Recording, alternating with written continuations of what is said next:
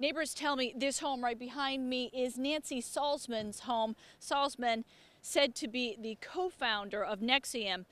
The FBI has been here all day long after hitting other homes in this neighborhood yesterday. Are you glad to see the FBI here?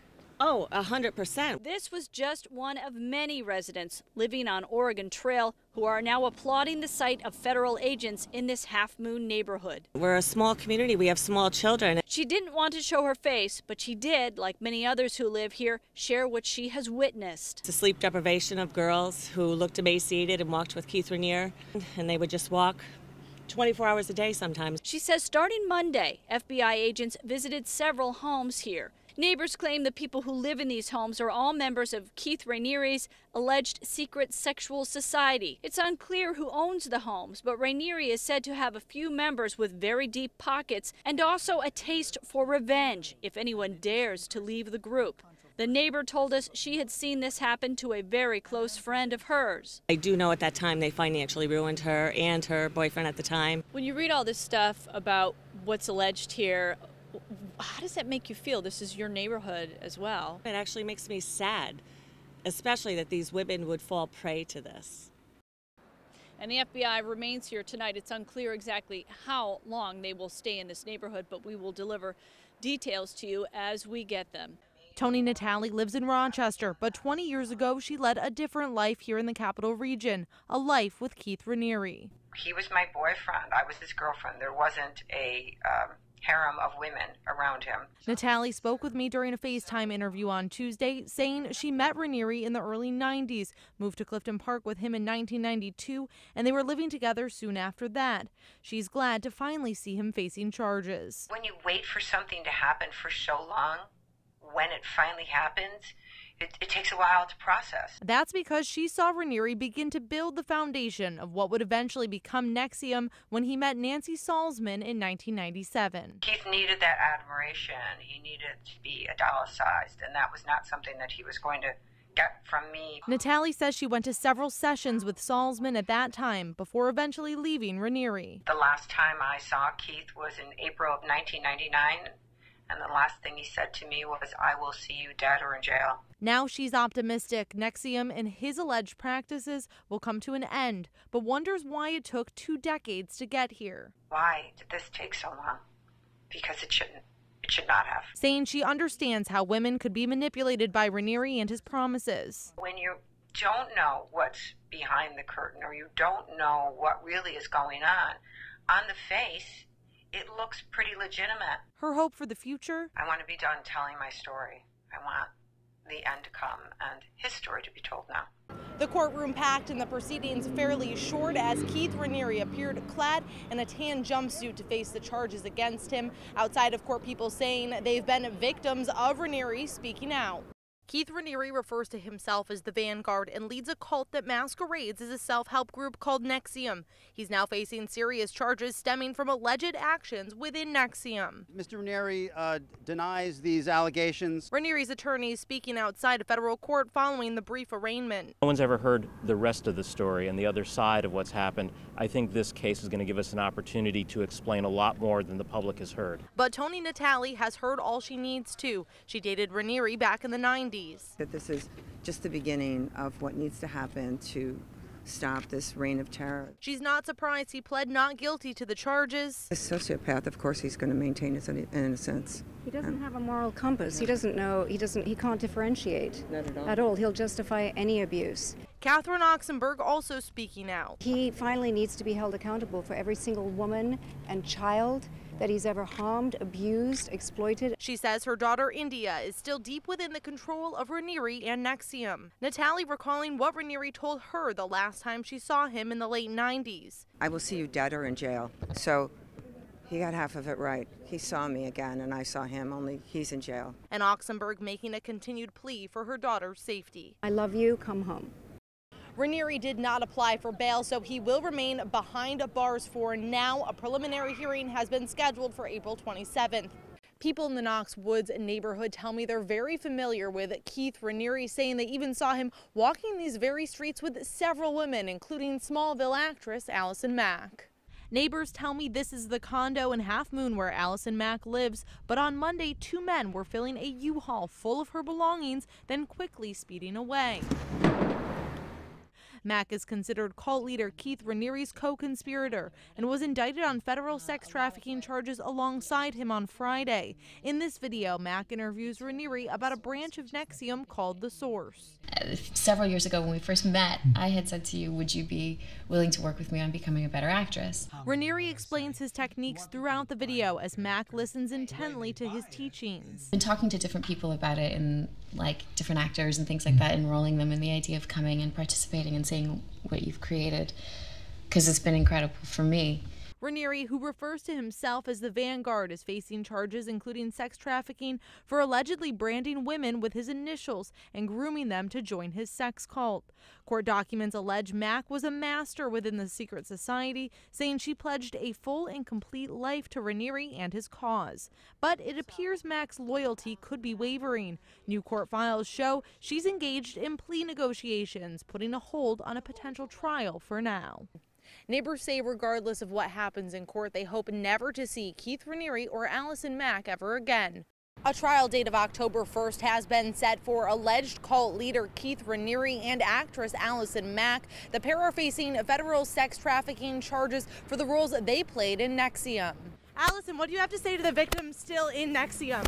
Allison Mack ignoring my questions as she entered federal court today. Allison, is it true that you allowed Keith Raniere to brand women and force them to have sex with him? She's facing federal sex trafficking charges alongside alleged NXIVM cult leader Keith Raniere. He steadfastly denies these charges, and I expect that we're going to have a very vigorous defense. The fact that you haven't heard from him doesn't mean he doesn't maintain his innocence and doesn't have a lot to say. He does. Raniere's attorneys speaking outside of court, saying all of the women involved in NXIVM did so willingly. There are well-known groups of men that brand themselves. It's utterly uncontroversial, but a group of women decide to brand themselves, and then all of a sudden we assume that they're victims. Toni Natali is a former girlfriend of Raniere's and has been outspoken since his arrest. This sociopath and his partners, this has been going on for a long time. The government saying they expect a superseding indictment to come in the weeks ahead, along with even more arrests, something Natali says needs to happen. There's people that are they're culpable. They're culpable and they need to be brought to justice. Raniere and Mack have another court appearance scheduled for June 12th. Developments as the investigation into the Capital Region called NXIVM continues. Those who brought the alleged illegal practices to light are speaking out. Also, we're getting a first glimpse now into what the trial for the leader Keith Raniere and Allison Mack might look like. News 10's Ayla Ferrone has been dedicated to the story from the start. Joins us live in the media center with this update. Ayla. Well, new federal documents delve into potential evidence we could see come to light in that trial scheduled for October. Meanwhile, a former NXIVM insider is speaking out about the part he played in landing Raniere in jail. Frank Parlato was once working for NXIVM, but now he works to bring them down. Something here, and it has to be stopped. He runs this website called The Frank Report, focusing exclusively on Keith Raniere, updating readers on NXIVM and predicting what could happen next. I had no idea the depths of their dishonesty. In this Vice News interview, Parlato explains how after he was fired from NXIVM, they came after him through the court system. This is more than a kooky group. This is a crazy group, a criminally insane group. And he's not the only one who was under fire in this way by Raniere and NXIVM. Raniere tried to silence former Capital Region reporter Chet Hardin as well after he began to publish reports on the group. There was a threat of a $65 million lawsuit against my paper. And then there's Toni Natali, a former girlfriend of Raniere's and one of the first to speak out about his controlling nature. He listens and he watches and he hears everything you're saying, and then he almost, like a chameleon, becomes what you want to see. But now the tables have been turned. Raniere awaits trial, and new documents show we could hear from alleged victims of human smuggling, alien harboring, physical or mental abuse towards an intimate partner, stalking, sexual abuse, or sex trafficking, plus see photographs and videos of victims. All of this potentially coming out during the October trial. Parlato considering all of this a victory. He went to win, and I went to win, and he lost. As you can imagine, what you see here is just the tip of the iceberg when it comes to Keith Raniere and NXIVM. Well, the bail application is dozens of pages long and outlines the reasons Keith Raniere should be released. It claims he is not a danger to the community or a flight risk, but others disagree. Keith Raniere sits in federal prison awaiting an October trial for the part he allegedly played in a branch of NXIVM called DOS. DOS is something that people joined, women joined of their own volition. Raniere's lawyers have previously stated the women who joined the alleged sex cult did so willingly, denouncing the stigma. It's a label that the government is attaching to conduct to make it nefarious. Documents show his lawyers stand by these statements, saying the federal government apparently does not approve of the way hundreds of women are searching for happiness, fulfillment, and meaning in their lives. They also say Raniere is willing to pay $10 million, among other stipulations. But people living in the Knox Woods neighborhood where Raniere previously resided disagree. We just want our neighborhood back, to normal. This woman spoke with me under the condition she remains anonymous. Although Knox Woods and the properties associated with NXIVM are quiet now, known members have been seen there since Raniere's arrest. I'm still kind of scared. I'm scared because they tell me they're still around. Some people are questioning where Raniere would get the money if he is granted bail. Even the documents claim he does not have wealth. It's also unclear if he would be returning to the capital region if he's released. The government has been ordered to respond to this request by Friday. News coming in tonight. NXIVM says that they are suspending all of their activities. That includes enrollment, curriculum, events, all of it, all until further notice. This is the message you'd see if you go to their website. The Post goes on to say, while we are disappointed by the interruption of our operations, we believe it is warranted by the extraordinary circumstances facing the company at this time. We continue to believe in the value and importance of our work and look forward to resuming our efforts when these allegations are resolved. Now, all of this coming as two of NXIVM's top leaders appeared today in federal court. Co-founder Keith Raniere and actress Allison Mack are facing federal sex trafficking charges. News 10 ABC's Ayla Frone has been dedicated to this story. She joins us live from federal court in Brooklyn. Ayla. Well, Keith Raniere and his attorneys have spent the last week arguing their case for Raniere to be released on bail. The judge today saying that Raniere is a flight risk and saying the idea of armed guards keeping an eye on him is absurd. Keith Raniere denied bail in court today, but Allison Mack leaving the court to return to California under house arrest. Allison, did you help brand India Oxenberg? India's mother, Catherine Oxenberg, talking to me outside of court, saying her daughter is not in her right mind and still deeply entrenched in NXIVM. Allison Mack was my daughter's direct superior in NXIVM, and so she deserves to be held accountable for what she's done. Saying she's relieved Raniere is remaining behind bars. Tony Natale, Raniere's ex-girlfriend, says people were living in fear that he could be released. There is a fear because there's a lot of wealth and there's a lot of power, and the amount of money that backs him. The money that was offered up for bail was $10 million from an unnamed third party put into a trust at the time of Raniere's arrest. The judge questioning counsel several times whose money this is, saying there's no real consequences to Raniere if someone else is paying. Frank Parlato, a former NXIVM publicist, says he knows exactly whose money it is. Keith Raniere's been operating a very dangerous criminal enterprise with his partner, Claire Brofman. Brofman is an heiress to Seagrams, and Parlato suspects the next to face charges. She is a co-conspirator, and that indicates she's likely to be indicted next. But Raniere's lawyers say they are unaware of Brofman's involvement, if any. Who is the trustee in that fund? It's a lawyer. It's a lawyer with a firm in New York. I haven't. Does the lawyer represent Claire Brofman? No, the lawyer represents, there's a trustee who does not represent Claire, who's a trustee of the trust. So Claire's not involved in this at all, in this money? I'm not going to discuss Claire's.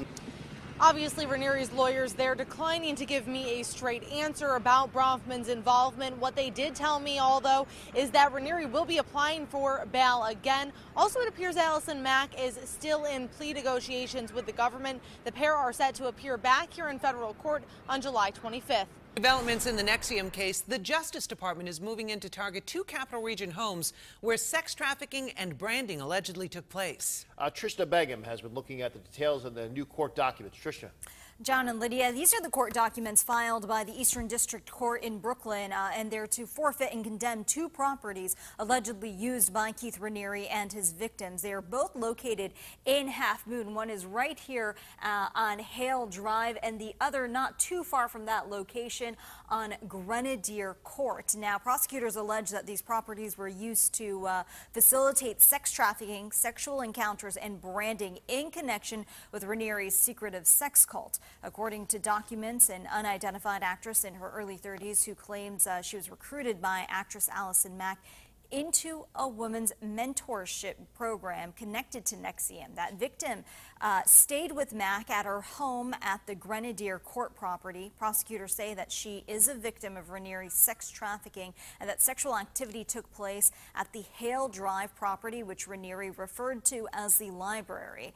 Now, according to a high-ranking member of NXIVM, Raniere also had boxes of personal notes at that Hale Drive location. And members say that Mack regularly required her slaves to pose for nude photographs as collateral. Keith Raniere and Allison Mack are both charged with multiple counts of sex trafficking and forced labor. And to read this full document, you can head over to our website, news10.com.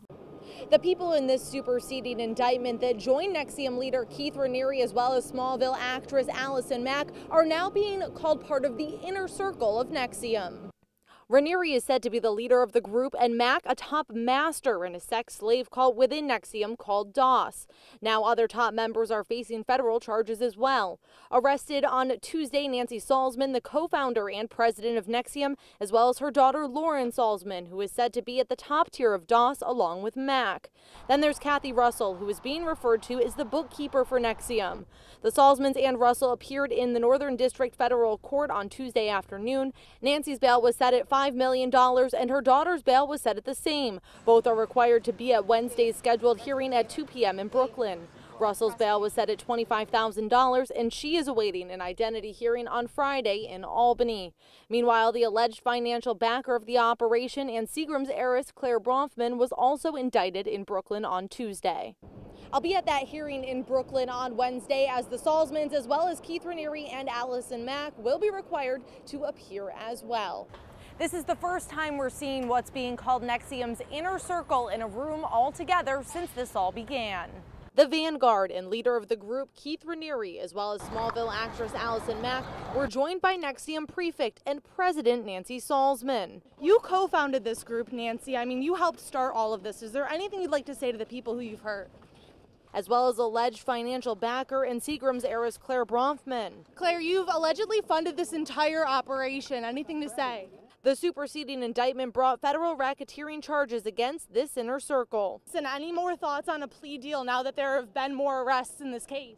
The prosecution team saying they have around 60 electronic devices to weed through before beginning trial. Raniere's lawyers say he remains confident in his innocence. We feel really good, I think, and so does Keith. And we were just talking about this yesterday and today, how good our client feels, how good we feel about where we're at right now. They also say more people have been helped by Raniere's groups than hurt, having strong words for those who are against him. They're crazy. They're wrong. That's my answer. And there aren't that many. But those who say they've been hurt by NXIVM say this is headed in the right direction, but far from over. Oh, you've been a long time waiting for this. Vindication is coming. Relief. Yes. Salzman, Mack, and Bronfman are all out on bail as Raniere remains behind bars. Another court appearance was scheduled for September 13th, with a tentative trial date set for January 7th. Developments today in a high-profile case headed to trial next year. The so-called Capital Region cult NXIVM has been under a microscope since leader Keith Raniere was arrested on federal charges. Now his attorneys are trying to turn the tables as they submit new documents that seemingly point towards another application for bail. News 10 ABC's Ayla Ferrone has been dedicated to this story. She joins us live in studio with the latest. Ayla? Well, these new documents filed by Keith Raniere's lawyers just yesterday open the door even more into the world of NXIVM and bring the entire case even closer to the Capital Region. New documents filed by Ranieri's legal team claim several people have come forward willing to be co-signers for Ranieri's bond, pointing toward another appeal for Ranieri's bail. But the crux of the paperwork requests to have those co-signers' names sealed from proceedings and documents available to the public. They say this is mainly because the potential co-signers are afraid of people they say are anti-NXIVM. Documents say these people include former NXIVM member Frank Parlato, a former Times Union reporter, and others. In previous interviews, Ranieri's lawyers have said there's a lot more to this case than what's on the surface. No one's ever heard the rest of the story and the other side of what's happened. I think this case is going to give us an opportunity to explain a lot more than the public has heard. Since Ranieri's arrest, more top-level NXIVM members have also faced federal charges. These co-conspirators include Smallville actress Allison Mack, Seagram's liquor heiress Claire Bronfman, and others. This is a story that News 10 ABC has been dedicated to following for you. Make sure to stick with us both on air and online for the latest documents, videos, and breaking news regarding all things NXIVM. You know, by now you've probably heard of the alleged Capital Region sex cult NXIVM and its accused leader Keith Raniere. But how was it all created, and what are Raniere's roots? News 10 ABC's Ayla Ferron takes a much closer look now in her special report, Creating a Cult Leader. Well, often when delving into the world of Keith Raniere, one is left with more questions than answers. How does a boy born in Brooklyn grow up to be the esteemed, feared, and now incarcerated vanguard? I've spent the last several weeks in search of those answers. He's dangerous. He's a sociopath. And he's evil. According to Keith Raniere's self-proclamations, he was an extraordinary child. It's an inarguable fact that Keith Raniere is a genius. Constructing sentences by age 1, reading by the next year, and the East Coast judo champion when he was 11. He is wonderfully talented and wonderfully gifted. Then Raniere came to the Capital Region. He graduated from RPI in 1982 with degrees in biology, math, and physics. One of the world's smartest men. That he has a 240 IQ. Raniere held the Guinness Book of World Record spot for highest IQ in 1989, a record that was discontinued the next year. It's that calling card that he puts out there that gets people to listen. Tony Natale met Keith Raniere in 1991 when he was running a company called Consumers Byline. She says the man she met was nothing like what she expected. It's an amazing idea. Yes, well, sometimes it even amazes me. But Consumers Byline is wonderful, and it's working. Very unassuming, almost shy in demeanor at times. She asked him why he would use his intellectual gifts to run a multi-level marketing company. He told her he was using it to change the world. And this is my platform, and this is how I'm going to start. Don't you want to come along? She did. Keith went from being my friend to help me through some personal situations, personal issues I had been dealing with, to helping me right out of my marriage and into Clifton Park. The pair lived together here in the Capital Region, and Natale was happy running a vitamin company. That's when Consumers Byline began to crumble. As quickly as the company grew, because it was fast and furious, it failed. We first told you about Consumers Byline last May when the company was accused of being an illegal pyramid scheme. The company was under investigation by several states and shut down in 1997 after settling with the New York State Attorney General. That's when Raniere met Nancy Salzman. He was creating this new company with Nancy. They created executive success programs, the nucleus that would later become NXIVM. Then Raniere became violent. Screaming at me, spitting in my face, backing me into the corner. Don't you know who I am? I'm the smartest man in the world. I have total retention. You're stupid. You don't even know what you said. Natale saw Raniere for the last time in April of 1999, but she was far from free of his grasp. It wasn't a breakup. It was a run for your life. Raniere began coming after Natale through the court system, tying her up in litigation from the time of their breakup until he was arrested earlier this year. People didn't want to listen because it was easier to blame the victim than to look at the crazy man behind the curtain. Creativity is an expression of the human spirit. While Natale was living a nightmare, NXIVM was flourishing. The whole dysfunctional aspect of their curriculum was cleverly disguised. In 2000, Susan Dones was running a wellness center at her home in Washington State when she found out about NXIVM and Raniere. I was curious enough to, spend the money and go back to Albany and take a 16-day course. She delved into the intensive program and brought the teachings back to form the NXIVM Center in Tacoma. It wasn't until I was later on involved that I started to get red flags. Doan says she and others realized Raniere was sleeping with the executive board of the company. He was overly affectionate with certain women, and that bothered me. And borrowing large sums of money from the clients. I didn't like the way that they doted on him, the leadership of NXIVM. So she avoided him at all costs. I never spent a lot of time with Keith Raniere, and I actually found him to be a little creepy. She wasn't the only one. In 2006, Chet Hardin was working for the now-defunct Capital Region newspaper Metroland. It's that mythology of Keith that NXIVM is able to sell. Hardin discovered Raniere was using wealthy backers to bring the Dalai Lama to town and started investigating. This didn't sit well with Raniere, so he threatened a $65 million lawsuit against Hardin and the paper.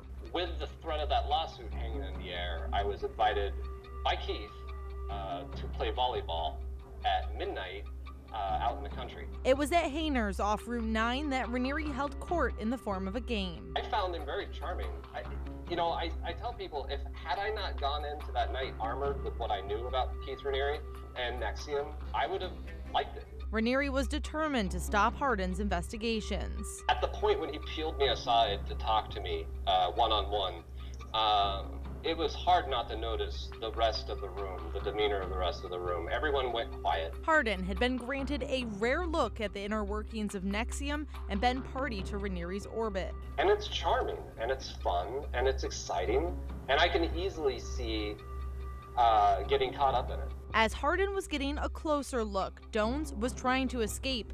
In April of 2009, she and several others decided to meet with Raniere about leaving NXIVM. Raniere allowed Dones to videotape those meetings. After the second day, I decided that there was no way he was going to change. I've had people killed because of my beliefs. I think he became angered by that and figured out he needed to have a tighter rein on people. Dones kept that video clip because after leaving, she feared for her life. He might consider, that I was a threat, and he might decide to do away with me, to kill me. A feeling Natalie knows all too well. She believes she was a guinea pig for Raniere's agenda, and when she left, she was touted within NXIVM as the anti-Keith. They were taught to learn that I was the devil. So you're part of the teachings in NXIVM? Yeah, I'm the devil. Little did she know, over the next several years, things would become much worse. I was broke and broken and tired and fried. While Raniere was still waging war on Natalie through the court system, NXIVM continued to grow. Court documents allege he formed DOS in 2015, the secret society of women within NXIVM that brands its members and operates as a master and slave system. The harems all happening in several Half Moon homes. There were young women, yeah, they were. I never saw a man, it was all women. Except for Keith. Keith would come by, yeah. One close-by neighbor agreeing to speak to me on the condition she remains anonymous, asking to be referred to as Ann. He said, you shouldn't be walking alone at night with your dog. I kind of looked at him, and I said, why? I've been here forever.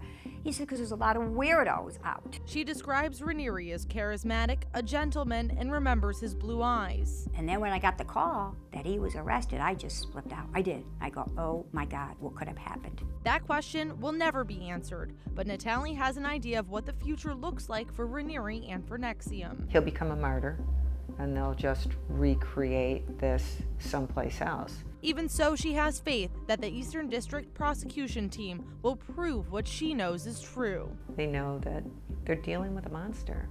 They're dealing with somebody that's diabolical and evil and manipulative, and they see that. She says this will be the fall of Vanguard. There's only one God, and it's certainly never going to be Keith Raniere.